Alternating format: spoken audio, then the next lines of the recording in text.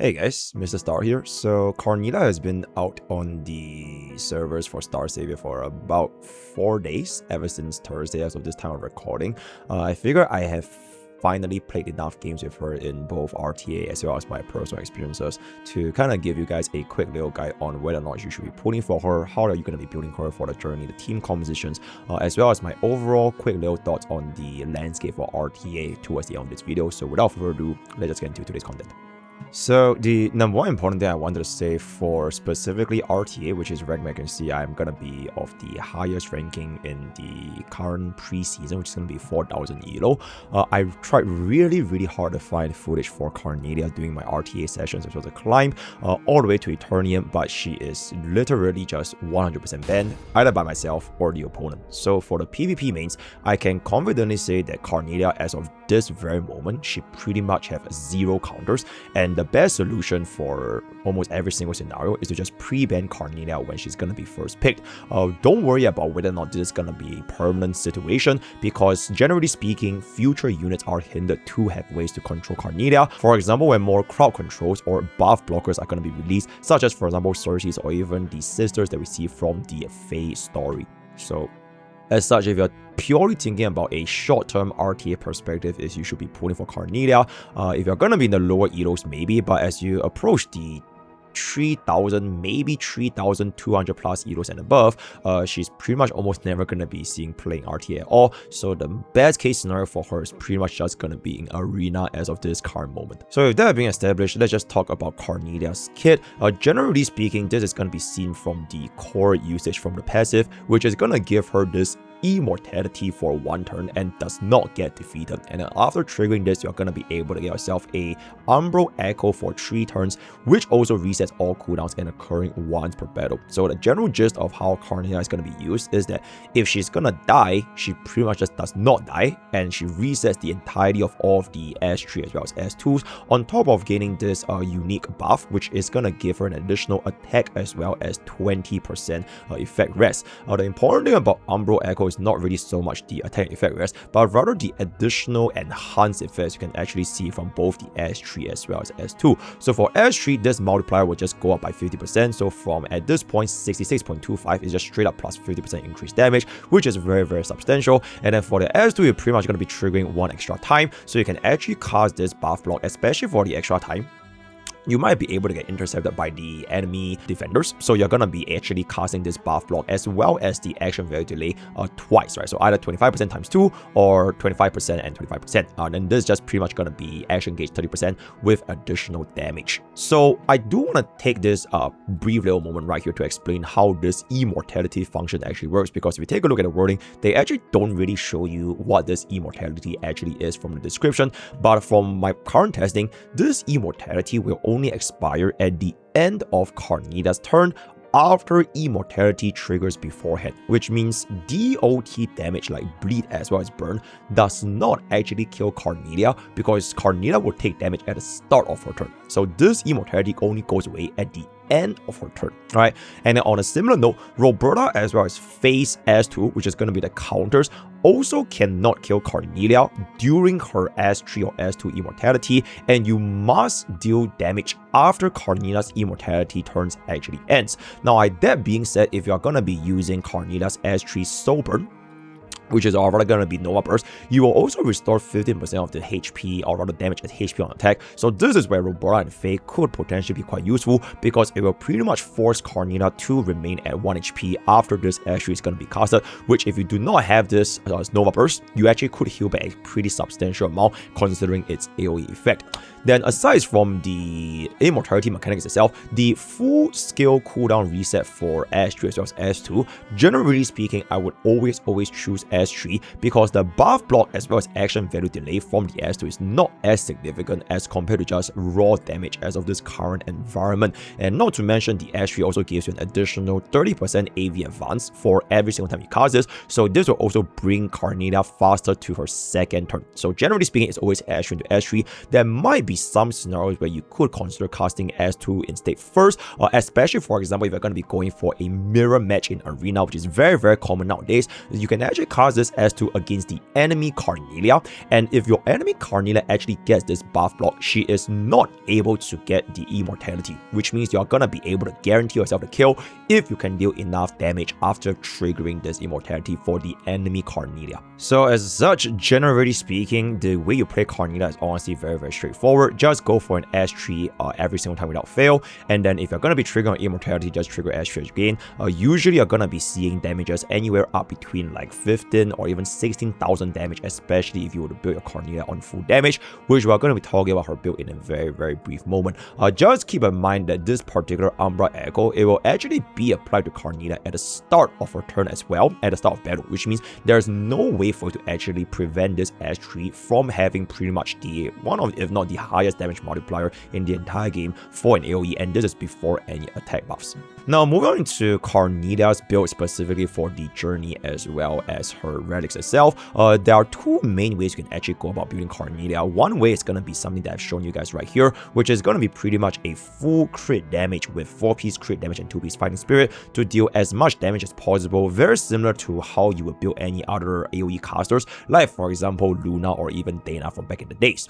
This is going to be made possible because from the caster class, you can make use of Dana's signature Arcana to give you the very valuable 30% crit rate buff, which means that with this additional crit rate, you can just stack on as much crit damage as possible to deal the absolute highest possible amount of damage. If you want something that's gonna be a little bit more consistent, especially if you want to use Carnelia against tank down enemies, like for example in arena, you can then instead consider the crit rate set instead, just for a little bit more consistency without relying on Dana's signature Arcana. For that particular build, you will essentially take out Dana and slot in most of the time either Tyria or the Lacy Arcana for the 6% attack as well as the 6% crit rate, and everything else is just gonna be remaining as a constant. So the key consideration of whether or not you want to go for the crit damage build or the crit rate build is just generally, can you end the battle fast enough within 2 Carnelia's turns, which is gonna be usually S3 into an S3, assuming they actually proc immortality, especially in arena. If you cannot end the battle within like 2 or maybe even 3 or 4 turns, then you can definitely consider the crit rate build for a little bit more consistency in damage. From my personal experience so far, ever since I used my brand new arena team, which is Rosaria, Carnelia, Emily as well as Wedding Carmen, I have pretty much just used this crit damage every single time, and the amount of damage I was dealing with Carnelia plus Rosaria was more than enough to actually get me the victory, generally speaking. So I don't really have a crit rate set build for Carnelia just yet, so you can pretend this Petra Arcana is going to be the brand new Carnelia Arcana for the defense. This is potentially something you can definitely look into with the additional mural for the 30% crit damage over 3 turns, crit rate with attack as well as crit 6% using the Tyria Arcana. Then Petra is pretty much going to be the standard plus 80% crit rate, which you can definitely use with Carnelia instead.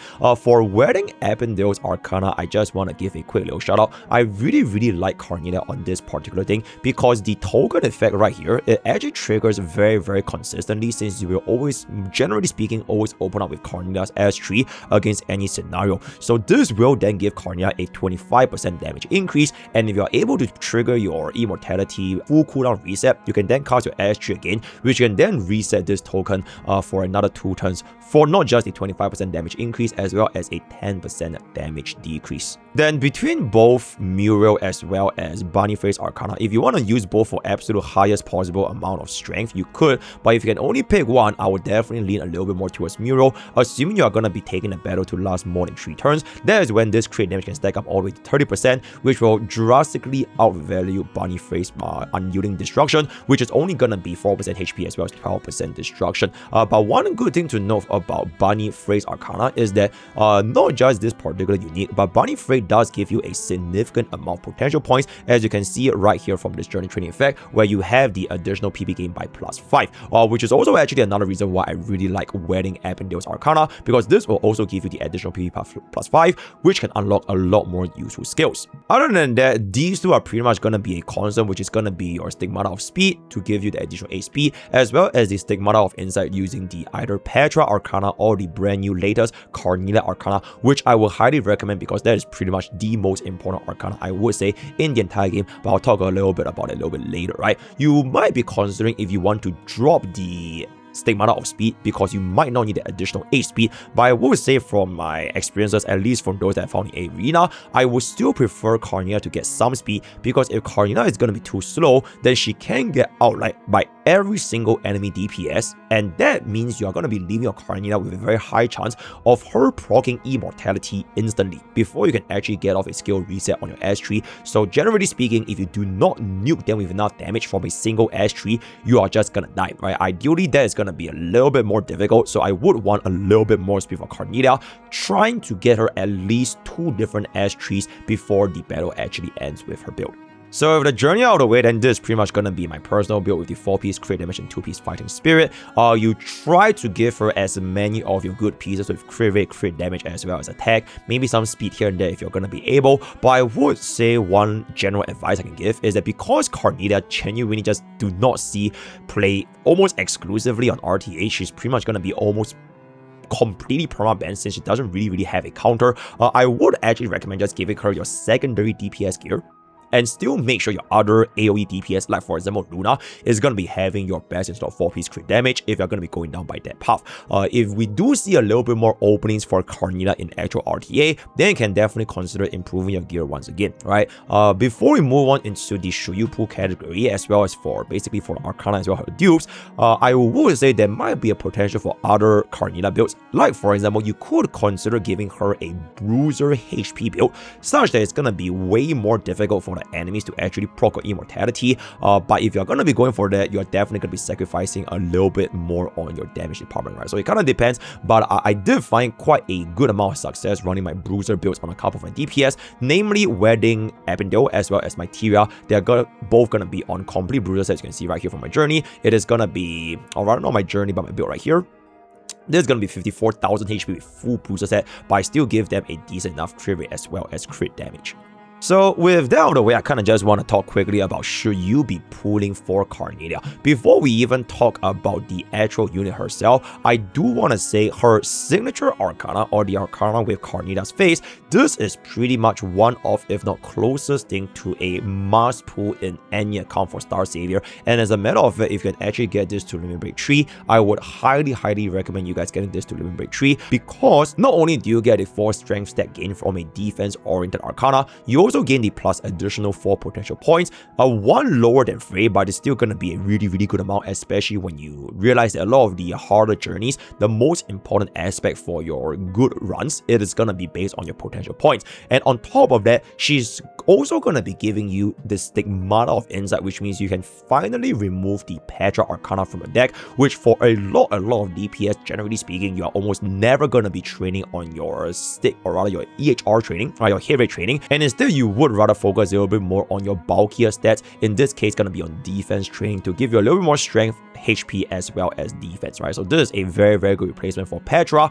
And then for other than that, she also have the first ever in-game skill of insight or skill of destruction potential, which you can either choose between each of which from your second dialogue option. First choice being the skill of insight, second choice being destruction. So other than using things like a Luna parent which inherits skill of insight, there is no other way you can consistently get this for your units, especially for DPS. So these two are also excellent in their part, and their very first option is also going to give you a free sense of destruction discount, which is just once again going to give you, saving you a lot more potential points, because remember, 10% discount for a sense is going to be 100 PP.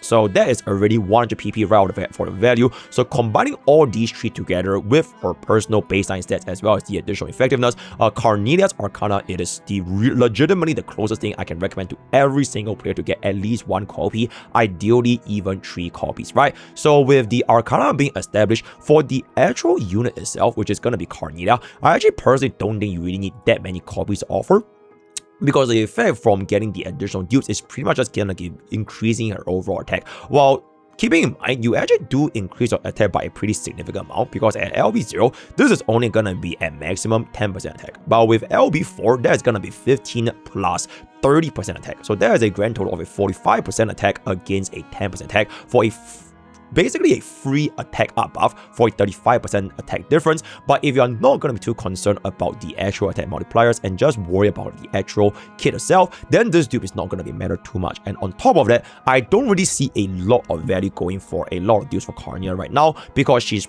legitimately almost pretty much never seen playing RTA, which I personally believe is going to be Carnelia's highest function in. If you're not going to be using her RTA, she pretty much does not see any playing PvE content. So as of this very moment, for almost every single one of my PvE clears, I'm still going to be sticking with my Bunny Charlotte as well as the brand new Stellar Bloom Clarissa, which both of them have been giving me an absolutely insane amount of success. And Carnelia's damage is just not designed to replace any of these consistent PvE DPS. So the only two places you can realistically use Carnelia in as of right now is either gonna be the RTA or gonna be the Arena. And because she's permanently banning RTA, assuming that the enemy does not let you use them, then you can really just use her in just Arena stage for now. So I wouldn't really think it's gonna be that important for players to get her dupes. And one very important trick, if you do want to exchange for more dupes on Carnelia, I highly recommend to just use your points exchange that you have saved out, because for all cosmic units, you can see the rate up is only gonna be at 1% instead of 2%. So you have 50% lower reach compared to your typical RGB units. So I really recommend you guys to at least claim,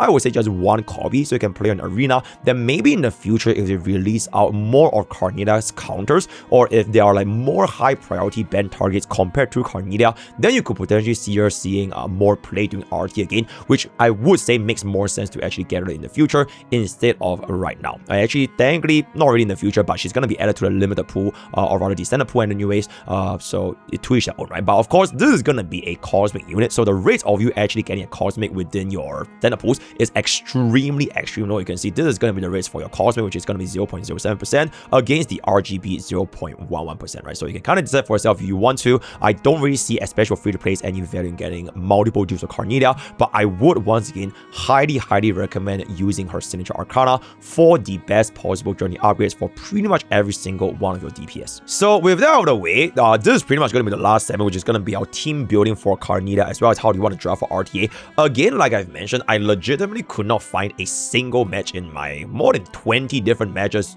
during my time doing RTA that I could even play Carnelia once, because the moment I pick her, she's banned, and the moment the enemy picks her, I just instantly ban her. So I really couldn't find a lot of good footage for you guys. So you can just see the B-rolls where I'm going to be using in Arena, while I talk generally how you're going to be dealing with Carnelia, especially from an RTA perspective, right? So this team that I'm going to be using right here, this is pretty much my go-to Arena team as of right now. I have a extremely high win rate so far. I don't think I've actually lost a single time ever since I tried this against a multitude of different teams, because the AI tends to be a little bit silly and they will always proc your Wedding Carmen for Carnelia's burst, and then the Rosaria will pretty much never die, almost never die, assuming you can get yourself a Emily shield on Rosaria, which means the AI will try to default to the lowest HP target, and generally speaking, that is always going to be Carnelia, right? Which means you're going to be getting a lot of value from the Wedding Carmen to Carnelia, because the buff is pretty much going to be destined for Carnelia in this department. So in the Arena, my Emily is always going to be going first, followed by Rosaria. But if the enemy is going to be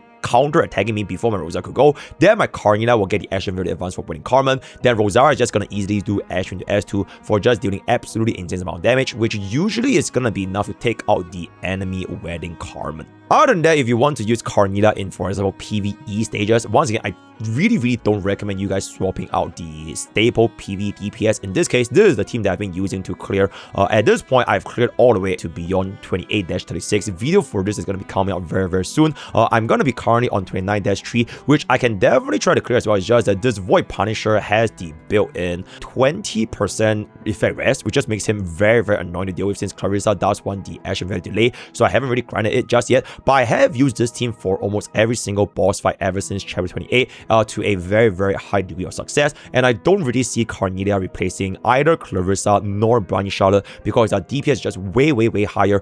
Clarissa with the AV delay and Bunny Charlotte for the raw damage. Then Welt's Asha just pairs very well using the Glamnirship, or rather Dimensional Assault for the additional toughness more damage, which also works in tandem alongside with Bunny Charlotte. Then for the sustain, it depends if I want to use Emily or Haiti, but I did notice a lot of success using Haiti for a lot of my PvE endgame content. Other than that, I also have tried out using the different teams for the Hunt Quest, because I did in fact unlock the latest difficulty. I also did not use Carnelia in any of these quests at all. Video for these two will be coming out in the near future. So generally speaking, for a PvE perspective, perspective, if you do not want to care about Carnelia, it's completely fine, because I personally don't think she really brings a lot to the table as of this very moment. Maybe in the future, if they were to release another Cosmo Gate where they have the Carnelia shield environment, that is when maybe she could see a comeback. But other than Cosmo Gate, I really don't see too big of a use, especially for players just looking into PvE content.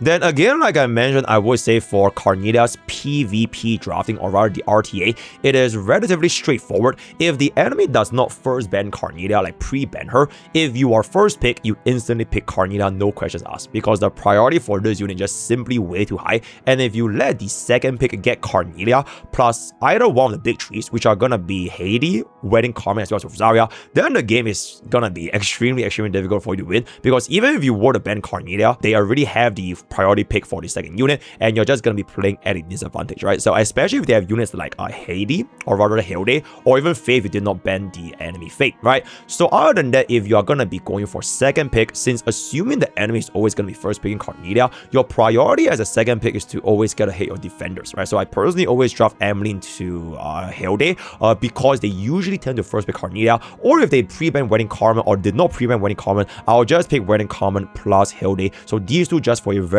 defensive pick. So no matter what units they pick after first picking Carnelia, they will have to answer to either Hilde or my Wedding Carmen, which is just really annoying to deal with in the first place, right? So that is the general drafting process. Sometimes people just pre-ban Carnelia before you even enter. Then for those phases, you can kind of just play RT as per usual before Carnelia actually came out, right? I would say going forward in the future, when Cersei's or any of the additional units that have a buff block or any dispel, when they are released in the future, Carnelia will definitely see a little bit more leeway for some plays, because there are more ways to counter her. As of this very moment, if you were to force me to give a response to how do you do with Carnelia, it is either going to be Belle or Carmen, which is basically the crowd control units. Because if you can crowd control Carnelia, preventing her from using her S3, so even if you pro the Immortal, as long as you delay that first S3, you're going to be getting an incredible amount of value. But unfortunately, that being said, the reason why I really dislike trying to counter Carnelia and letting her open in the actual game itself is that, number one, she has a built-in 20% effect rest from the undispellable Umbral Echo, right? So this is going to be 20% effect rest. So any debuffers like Carmen and Belle is just going to be playing at a disadvantage, because there's already a built-in absolute rest of 20%. So the odds of you missing on debuffs is honestly pretty high. Second of all, there's always going to be preemptive guard, because there's always the defenders. So just going for the debuffers itself, it might not even stick your debuff against Carnelia. And if you do not stick your debuff against Carnelia, the battle is pretty much just going to be over straight from there. And last but not least, both Belle as well as Carmen, they don't really deal enough personal damage themselves, which means that even if you draft any of these D-spellers against Carnelia, you still need to draft at least one other DPS for yourself, which means your last two picks are generally gonna be a defender, like either Emily, Haiti, right, Hilde, maybe Welch Ashura, but if you're not able to secure another like defender to make your team a little bit more tanky, then even if you could dispel, you can't do enough damage, and the enemy is just simply gonna one-shot the DPS as well as, especially if you were to use Belle, because Belle is so squishy, they are just gonna get rid of your counters for Carnelia, even if you take out one Carnelia, right? You're essentially using potentially one or even two units to counter one single other unit,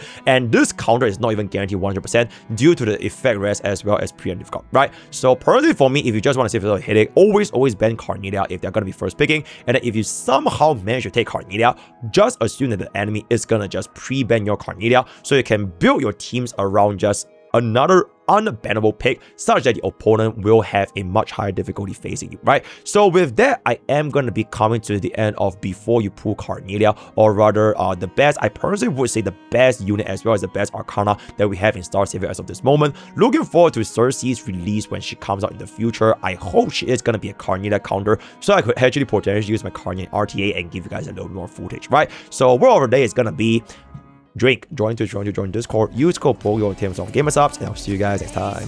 Take care.